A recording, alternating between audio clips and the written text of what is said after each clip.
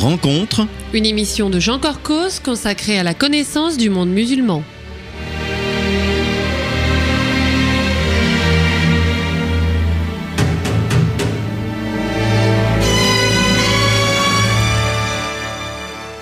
Bonjour amis auditeurs, Jean Corcos au micro pour ce pré-enregistré réalisé le 14 avril 2016.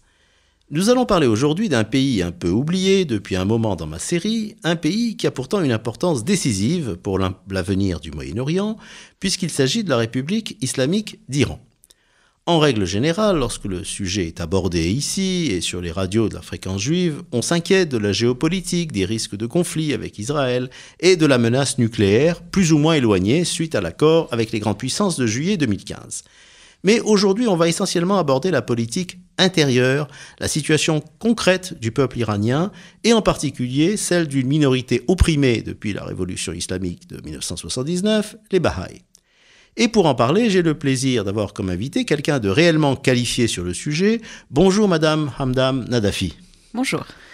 Alors, Hamdam Nadafi, vous êtes directement concernée, d'abord parce que vous êtes iranienne de naissance, et c'est un plaisir de vous donner la parole après plusieurs autres Iraniens et Iraniennes qui sont venus sur ce plateau.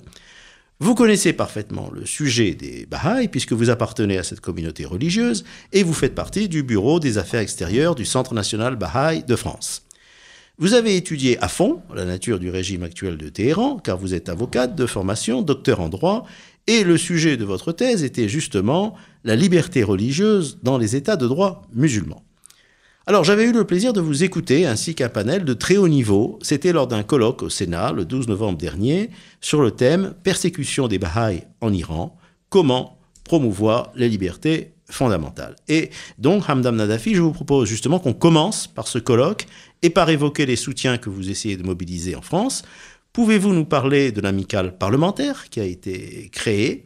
Et est-ce que les réseaux politiques et médiatiques sont bien au courant du sort des Bahaïs? Je vous remercie. Concernant l'amicale parlementaire que vous citez, en effet, elle a été créée il y a précisément un an à l'initiative du sénateur Karouchi et du député Michel Herbillon.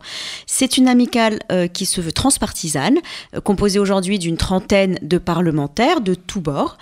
Et c'est une amicale de soutien aux Bahaïs en Iran. C'est une action très importante de soutien et de défense des Bahaïs en Iran, puisque c'est une preuve pour cette minorité qui est privée de droits et qui subit des persécutions. C'est une preuve que ces persécutions et les évolutions sont suivies attentivement par les parlementaires français.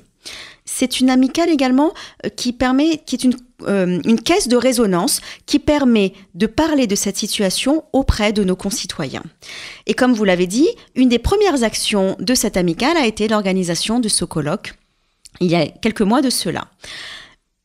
La question concernant les réseaux, votre question est très pertinente, car en effet, il est important, à l'heure où l'Iran s'ouvre au monde extérieur, notamment par l'accord sur le nucléaire qui permet aux investisseurs étrangers de revenir en Iran, il est important d'informer un large public sur la réalité du pays. Et c'est pourquoi, par exemple, il est important que les dirigeants des grands groupes français qui vont investir en Iran, qu'ils soient conscients et informés que les Bahaïs, depuis près de 40 ans, sont privés d'emploi, qu'il leur est interdit de travailler dans la fonction publique, que l'accès à l'université leur est fermé et que les entreprises privées qui emploient des Bahaïs sont sanctionnées. Alors, on va parler de la situation des Bahaïs en Iran plus en détail. Je rappelle qu'on avait consacré, donc ça c'est pour nos auditeurs fidèles, c'est une émission un peu ancienne, c'était en septembre 2010, j'avais reçu Madame Sophie Ménard, qui est votre responsable donc, des relations extérieures. Mais en quelques minutes, est-ce que vous pouvez rappeler ce qu'est la foi Bahaï? La foi Bahaï est une religion mondiale et indépendante. Son fondateur, qui est Baha'u'llah, a proclamé être le porteur d'une nouvelle révélation, d'un nouveau message divin, dont la finalité est d'établir l'unité des peuples de la terre. Au cœur du message de la foi Bahaï se trouve la conviction que l'humanité forme une seule et même famille, et que le moment est venu de s'unir en une société mondiale juste et prospère dans le respect de la diversité des cultures et des peuples qui la composent. Alors le fondateur était iranien. Le fondateur était persan, tout à fait. Persan. Et aujourd'hui, alors combien y a-t-il de Bahaïs en Iran et dans le monde? Alors il y a en Iran environ 350 000 Bahaïs. D'accord. Alors, il faut savoir que la minorité Bahaï est la plus grande minorité religieuse non musulmane du pays. Tout à fait. Et que malgré ça, c'est encore une religion qui n'est pas reconnue par la Constitution et qui n'a aucune reconnaissance, j'allais dire, au sein du Parlement, alors même qu'elle représente la plus grande minorité non musulmane. Alors, la question qu'on a envie de poser, pourquoi cet acharnement de la République islamique contre vous, et ça depuis la Révolution, depuis le début, depuis 79? C'est une question très intéressante et malheureusement, la réponse n'est pas évidente. Alors, tout à fait, l'acharnement s'est amplifié depuis la Révolution, mais il faut également rappeler qu'il y avait déjà une persécution des Bahaïs depuis l'origine de cette religion. Cependant, l'acharnement, comme je disais, s'est amplifié depuis la Révolution et elle est justement incompréhensible parce que les Bahaïs n'ont aucune aspiration politique. Les Bahaïs ne font pas de politique partisane, ne font pas de prosélytisme. Et les Bahaïs ont l'obligation, ont le devoir de respecter les lois du pays dans lequel ils vivent. En général, dans tous les pays. Dans tous les pays. C'est une obligation qui est donnée aux Bahaïs. Bien que nous ne faisons pas de politique partisane, nous devons respecter les lois. Donc, les Bahaïs ne sont pas une menace politique pour le régime iranien, d'autant que les activités Bahaïs sont consacrées au progrès de la société et au développement de l'humanité. Donc, cet acharnement est incompréhensible puisque les Bahaïs ne sont pas une menace pour le régime en place. Très bien. Alors, Hamdam Nadafi, donc lors de ce colloque du Sénat, on nous a remis un dossier très complet sur la persécution actuelle des Bahaïs. Et moi, ce que j'ai retenu, en gros, c'est qu'au début, il y a eu une phase très violente avec des assassinats, des exécutions. Et puis, bon, ça semble terminer maintenant, mais il y a quand même des pressions très lourdes. Alors, vous avez commencé à les évoquer. Bon, moi, ce que j'ai retenu, condamnation des 7 responsables de la communauté, donc hommes et femmes. Il y a des peines très lourdes, 20 ans de prison, ils sont incarcérés depuis 2008, pression économique, incitation à la haine, ils ne peuvent pas aller à l'université. Est-ce qu'on a observé le moins de changements depuis l'élection de l'ayatollah Rouhani à la présidence de la République? Malheureusement non. Malheureusement, l'élection du président Hassan Rouhani a pu faire croire qu'il y aurait une évolution, notamment parce qu'il avait promis une charte des droits de l'homme, mais on ne voit aucun changement. Il y a toujours des condamnations à des peines de prison très lourdes. Il y a encore quelques mois, au mois de janvier dernier, 24 Bahaïs ont été condamnés à des peines allant de 6 ans à 11 ans de prison. Mais sous quel prétexte ? Uniquement pour leur religion. Les prétextes sont toujours les mêmes. Ce sont les mêmes prétextes qui permettent d'emprisonner les intellectuels en Iran. C'est-à-dire, c'est menace pour le régime. Comme je disais, les Bahaïs ne font pas de politique, donc on ne peut pas leur reprocher d'être une menace pour un régime puisqu'ils ne font pas de politique. On leur reproche qu'ils sont. C'est pas ce qu'ils font, mais simplement le fait d'être. C'est ça. Le simple fait d'être un Bahaï en Iran aujourd'hui est un prétexte pour pouvoir être emprisonné jusqu'à 11 ans. Il faut savoir que les Bahaïs n'ont pas accès à l'université, comme vous le disiez, mais que les Bahaïs ont mis en place, ne se sont pas laissés abattre et ont mis en place un système d'enseignement à distance qui se fait dans des maisons. Très important. Les enseignants se déplacent, Bahaïs, les anciens enseignants qui ne peuvent plus enseigner à l'université se déplacent et vont donner des cours aux jeunes étudiants Bahaïs qui ne peuvent pas aller à l'université. Et aujourd'hui, par exemple, certains de ces enseignants sont en prison. Alors, c'est important ce que vous nous dites parce que c'est pas une question que je voulais vous poser. C'est-à-dire que, effectivement, si on leur interdit l'accès aux études, donc ils sont moins qualifiés, donc du coup, ils vont être marginalisés, ils vont être paupérisés, ils vont être exclus, finalement, dans leur propre pays. Ils arrivent à se défendre grâce à ça. C'est très intéressant parce que, comme vous dites exactement, le régime a mis en place un système qui paupérise complètement et qui exclut les Bahaïs de toute vie sociale, de toute vie économique. Ils arrivent quand même à survivre très difficilement, mais ils survivent. Parce qu'il y a cette résilience constructive que les Bahaïs mettent en place. Ils ne se laissent pas abattre. Comme je vous disais, les Bahaïs ont mis en place ce système d'enseignement à distance. Les Bahaïs qui ne peuvent pas travailler ni dans le secteur privé, ni dans le secteur public, vont essayer difficilement de monter des commerces. Mais ce qu'il faut savoir, c'est que tous ces commerces sont régulièrement fermés. Récemment, dans une ville, tous les petits commerces tenus par des Bahaïs ont été fermés au seul motif qu'ils ont respecté les jours saints Bahaïs et qu'ils ont fermé leurs magasins pendant un jour saint Bahaï. Ces commerces ont été fermés et on ne sait pas quand est-ce qu'ils réouvriront. C'est affreux. affreux. C'est affreux et je me rappelle aussi d'autres éléments qui nous avaient été évoqués. Par exemple, l'interdiction de pouvoir enterrer leurs morts, voire même des cimetières qui ont été rasés. Enfin, c'est des choses absolument horribles et je suis... si je puis dire, heureux, on n'est pas du tout heureux de la situation, mais heureux quand même qu'on puisse le dire sur nos ondes aujourd'hui, qu'on puisse nous écouter. Vous savez, nos auditeurs sont de toutes origines, sont de toutes confessions et qu'au moins on le sache. Moi, je voudrais évoquer aussi une autre chose qui nous a été exposée donc lors du fameux colloque dont on avait parlé tout à l'heure, que vous avez organisé au Sénat sur la persécution de votre minorité en Iran. C'est un exposé que nous a fait M. Saed Paevandi, donc lui aussi d'origine iranienne, il est maître de conférence à l'université Paris 8, et il nous a appris que les textes de l'islam chiite représentent de 25 à 30% du temps scolaire, et que dans les ouvrages d'histoire, dans la littérature, le chiisme a une place fondamentale, et ça dans tous les manuels scolaires. Alors là, effectivement, en plus, les Bahaïs sont traités d'apostats, d'impurs, etc. Moi, ma question, c'est horrible, parce que la population la plus jeune... on lui inculque finalement la haine de votre communauté. Mais il y a des minorités, donc moins nombreuses, mais qui existent, à toute petite minorité juive. Il y a les chrétiens, qui sont la plupart d'ailleurs des Arméniens, mais il y a aussi des musulmans sunnites aussi en Iran.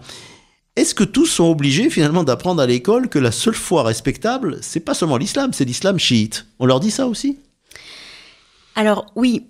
C'est intéressant en effet de souligner que dès l'enfance, on inculque aux jeunes Iraniens que la seule religion légitime est l'islam chiite et que les personnes fréquentables, j'allais dire, sont des chiites. Voilà, sont des chiites. Mais il est important également de souligner que ce n'est pas uniquement à l'école qu'on inculque cette notion. Juste quelques mots rapides, par exemple, sur la campagne de diabolisation qui est menée à l'encontre des Bahaïs. C'est un exemple pour montrer que cette manipulation se fait également en dehors de l'école, puisque on retrouve par exemple une campagne médiatique par des spots à la radio, par des séries télévisées qui ressemblent plus en fait à des films d'horreur où on décrit comme les Bahaïs, comme vous l'avez dit, comme des apostats, comme des impurs, comme des personnes qu'il ne faut pas contacter. Des flyers sont régulièrement déposés devant les maisons des Bahaïs pour indiquer aux voisins qu'un Bahaï habite ici et qu'il ne faut pas rentrer en contact avec lui. Ça rappelle la présentation des Juifs sous le Troisième Reich. C'est exactement pareil. Donc vous voyez, c'est vraiment une manipulation qui est faite à l'école, mais en dehors également de l'école.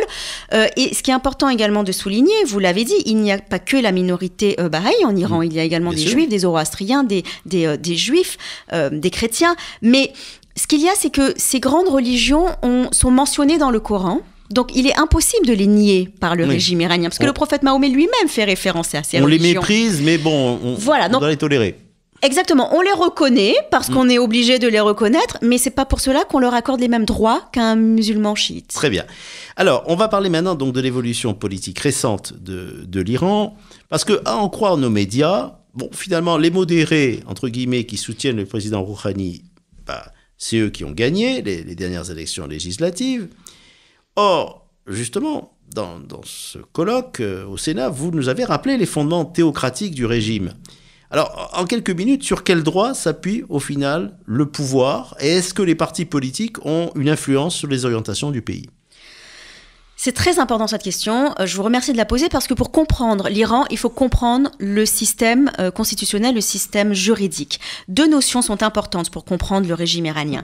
Tout d'abord, ce qu'on appelle la théorie du velayat fakhri. C'est cette théorie mise en place par l'ayatollah Khomeini. Et c'est une théorie qui place le fakhri, c'est-à-dire un juriste consul, au sommet de l'État. En l'occurrence, il s'agit du guide suprême. Ça, c'est le premier point important. Le deuxième point important, c'est toutes les institutions et les lois doivent permettre l'application de l'islam chiite, bien entendu.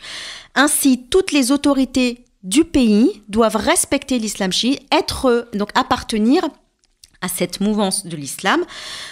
Donc, il n'y a pas véritablement de séparation de pouvoir aujourd'hui en Iran. Quant à la question de l'influence des partis, alors, oui, on nous dit que le président est dit modéré, mais comme vous devez le savoir, toutes les candidatures et tous les résultats d'élections en Iran, notamment les élections présidentielles, doivent être validés par le guide suprême. Donc il faut être certain, il faut le savoir, lorsqu'un candidat se présente à l'élection présidentielle en Iran, bien qu'il soit dit modéré, sa candidature n'aurait pas été acceptée si son idéologie était contraire à celle du guide suprême ou n'aurait pas permis l'application. Donc c'est Ali Khamenei qui conserve les clés du pouvoir. Bien sûr. On peut le dire. Tout à fait. Alors, au-delà de la persécution des Bahaïs, je voudrais qu'on parle de la situation actuelle des droits de l'homme en Iran. Parce qu'on a eu droit à la télévision, à une série de reportages lénifiants qui nous montrent des jeunes qui aspirent à vivre à l'occidental, des femmes qui commencent à s'habiller avec des tenues moins strictes. Alors, question précise, où en est-on pour la liberté d'expression? Où en est-on pour les droits des femmes? Et aussi la condition des homosexuels? Alors, concernant les femmes, vous avez raison, notamment récemment avec les élections législatives, on s'est réjoui, les médias se sont réjouis de l'élection de 14 femmes aux dernières élections législatives. Mais en réalité, la condition des femmes est demeurée inchangée. Puisque s'il est vrai que la police islamique est moins stricte quant aux tenues, quant au rouge à lèvres, la liberté des femmes ne dépend pas uniquement de ce qu'elles portent ou du maquillage qu'elles sont autorisées à porter. Les femmes iraniennes aujourd'hui aspirent non seulement à s'habiller différemment, mais surtout à une réelle reconnaissance de leurs droits. Et cela, malheureusement, n'a pas encore changé en Iran. Il y a des exemples précis d'inégalité hommes-femmes, par exemple dans le droit? Alors, c'est une application des règles que l'on va retrouver dans l'Iran, donc concernant le mariage, concernant les demandes en divorce, concernant l'héritage. Oui, oui. L'inégalité, tout à fait. Bon, qui est malheureusement qu'on constate souvent en pays musulmans, on la retrouve en Exactement, Iran. Voilà. Exactement. On retrouve toujours cette inégalité en Iran. Une femme qui se promène avec un homme doit nécessairement se promener avec son frère ou un membre de sa famille très proche. Comme en Arabie Saoudite. Ah oui, une femme ne peut pas se promener toute seule dans la rue sans être interpellée. Très important. Concernant la liberté d'expression, oui. Elle n'existe pas, malheureusement. C'est-à-dire, les journalistes et les intellectuels ne sont toujours pas libres d'écrire ce qu'ils veulent, de traiter des sujets qu'ils veulent, et on retrouve encore de très nombreux intellectuels et journalistes en prison. Oui. En raison de dessins, de caricatures, de mots qu'ils auraient pu écrire dans leur... Et les homosexuels sont toujours persécutés. Et les homosexuels le sont toujours, et peut-être pour simplifier, je pourrais reprendre la mémorable phrase du président Ahmadinejad lorsqu'il a été interviewé à l'université de Columbia. Il a répondu « Il n'y a aucun homosexuel en Iran ». Effectivement. Voilà. Oui, il n'y a pas de problème. Alors, on a quand même dit que l'Iran avait procédé en 2015 à l'exécution d'1 millier de prisonniers. Alors, je crois que par rapport à la population, je crois que c'est le record du monde où il y a un pays africain qui devance de peu, mais c'est une horreur. 1 millier de personnes, c'était un record depuis 2 décennies. Et ça, c'est le rapporteur spécial de l'ONU sur les droits de l'homme qui l'a dit. Vous l'expliquez comment ? Ces rapports prouvent en tout cas ce que je disais, que malgré l'élection du président Hassan Rouhani, la situation des droits de l'homme en Iran est toujours très préoccupante. Et malgré les promesses électorales, les condamnés à mort continuent, le nombre de condamnés à mort continue d'augmenter, les discriminations quant aux droits de l'homme se poursuivent. Je ne pourrais pas l'expliquer, on ne peut que constater malheureusement la réalité. Bien. Alors, on arrive malheureusement à la fin de cette émission, et il y a quand même une dernière question, et je voudrais encore une fois élargir un peu la perspective. Vous avez étudié donc en profondeur cette notion de liberté religieuse dans les États musulmans. Je rappelais donc votre thèse de doctorat. Bon, je crois que tout le monde sait que l'Arabie Saoudite et la République islamique d'Iran sont des théocraties. Bon, les minorités religieuses sont plus ou moins opprimées, voire carrément interdites, comme c'est le cas des Bahaïs. On a commencé à comprendre aussi que l'État islamique, ou le Daesh, qui nous a déclaré la guerre partout dans le monde, qui a pour objectif l'établissement d'un califat, est le dernier développement d'un intégrisme radical. Et alors on cite le salafisme, les frères musulmans, etc. Mais moi, la question que je vais vous poser, c'est une toute dernière question, qu'en est-il des autres pays, y compris ceux qui résistent aux djihadistes? Est-ce que cette notion d'égalité entre musulmans et non-musulmans, le droit à la liberté de conscience, le droit de changer de religion, est-ce que finalement ça existe ou ça pourrait exister? Et ça dans n'importe quel État des 57 qui font partie de l'organisation de la conférence islamique.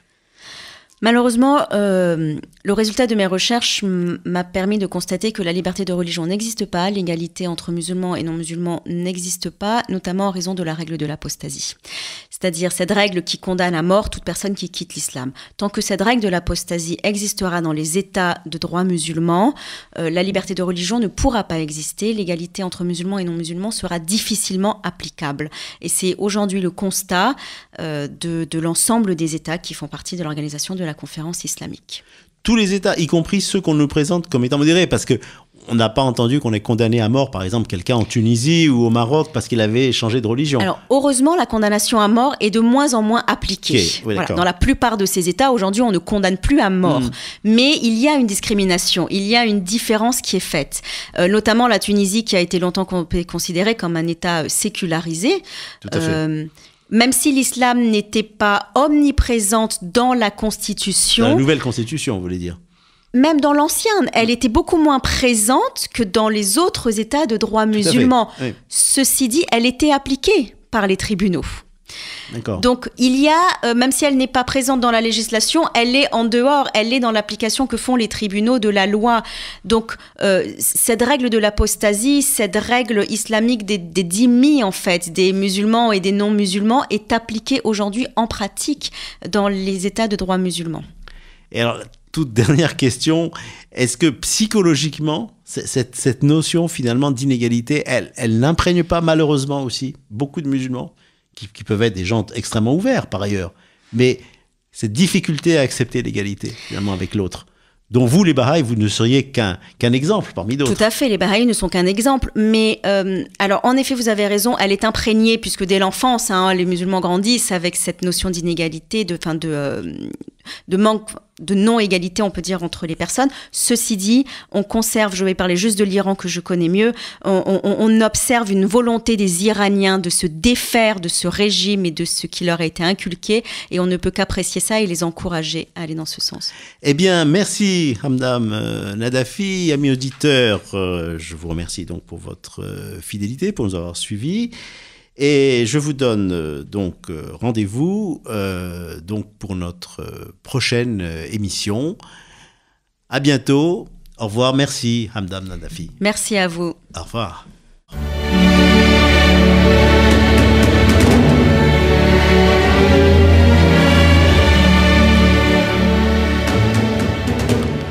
Rencontre. Une émission de Jean Corcos consacrée à la connaissance du monde musulman.